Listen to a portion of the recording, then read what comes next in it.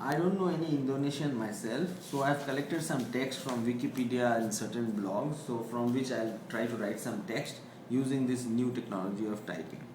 So let's try to write something from this particular Wikipedia page on Jakarta. So let's say I try to write Untuk Visita. Okay, so excuse me my not knowing the correct words. So the system in this is that there are a limited set of characters that are shown on the screen which are statistically likely to start a word in Bahasa as per our research. And you can always go to the next list and it'll give you more characters. And then you fall back to this is the first list. So Untuk is U, which is not in the first list. So I press the next list button and U is here. And after that Untuk is right there, so I can actually either press from here or use the dictionary and written in Untuk. Then I want to write Visita. Okay, again the character is not here, so I find it here, and then I write I, which is here, and Visata is here, so I can actually press like this. And then I write Sejara.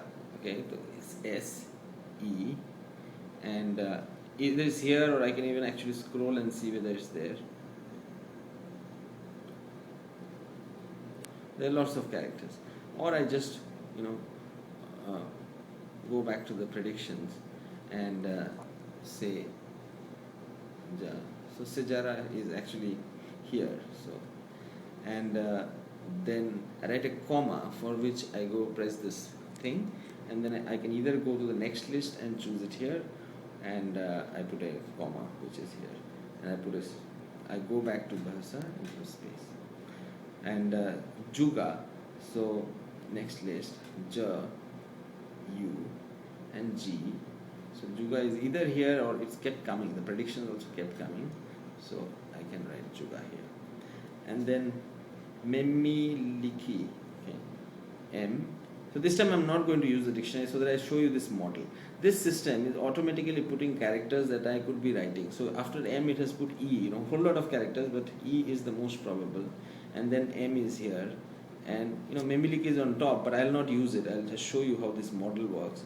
MIMI, and then L is here, and I is here, and K is here, and then I is here. Then I put a space. Again I'll do the same thing. The next word is Bebarapa. So B is here, E is here, and then B is here, and A is here, and R is here, and A is here, and P is here, and A is here. Okay, and then I put a space. But because this particular word was not there in his dictionary, I have a choice to include it in the dictionary. Now it's gone into the dictionary, and next time I want to write Bebarapa, it should come up automatically. So suppose I want to try it again. So it's Bebarapa is here, so you can write it from the dictionary itself. And then museum, okay, museum, which is an English word, it's here.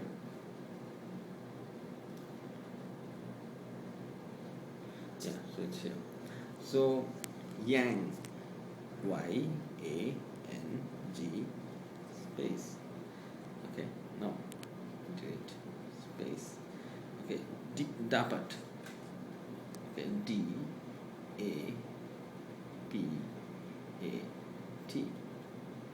So you see, this is an intelligent keypad, and it knows what you could be doing. And if you go back, it'll start. Prediction will keep changing according to what you can use the shift key or down. So and if you put space twice, it'll, like here, if you space twice, then automatically a full stop has been put and the case has changed. Okay, but go back and delete that space and continue writing. Then Dikunjungi, so after this D-I-K-U-N,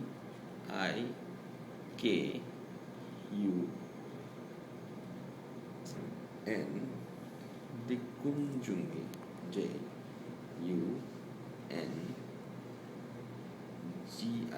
Alright. So you see, it's all coming up statistically. This whole system works according to statistical prediction, which is a new invention, and this is very good for this kind of form. Now, and the advantage of this particular system on a touchscreen phone is this, that the characters are very large and easy to point. So if you are a user who has difficulty in pointing the characters on a QWERTY keypad, this model is very good for the thing. But we have also supported the QWERTY keypad in this particular device. So how do you can use the QWERTY keypad to write whatever you want to write. The default QWERTY is in English. So suppose you want to use the word, say you want to write wonderful, so you write W and then O, and then not M, you write N, and then see wonderful is here. So this is giving you words according to the English dictionary, but you can change the dictionary. If you choose Bahasa, which is here, if you choose the Bahasa dictionary, now the words that will come from the Bahasa dictionary. Say I want to write selain itu, so I write S-E,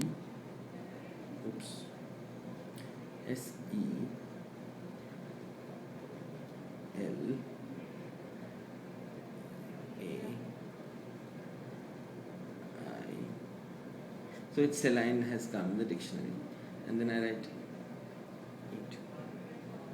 E2 is also in the dictionary. Saline E2, say juga, so J.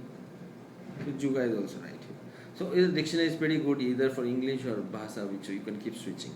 And you want to go back to the Panini keypad in the other kind of keypad, you just use this button and you can go back to the other kind of keypad which we described.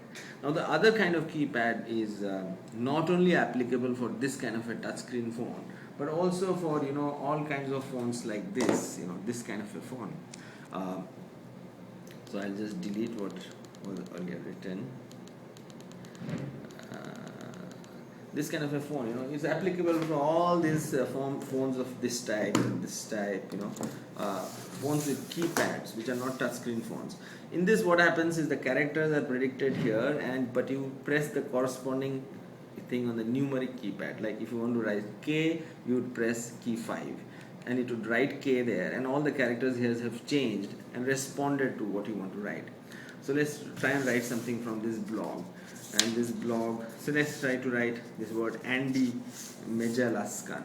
Okay, now to do that, Andy, A is here, so on key 3, so I press A, and the system has responded. Now N is here on key 2, I did that. Again D is on key 2, and I is on key 4. Okay, and I press. And then Menjalaskan, right?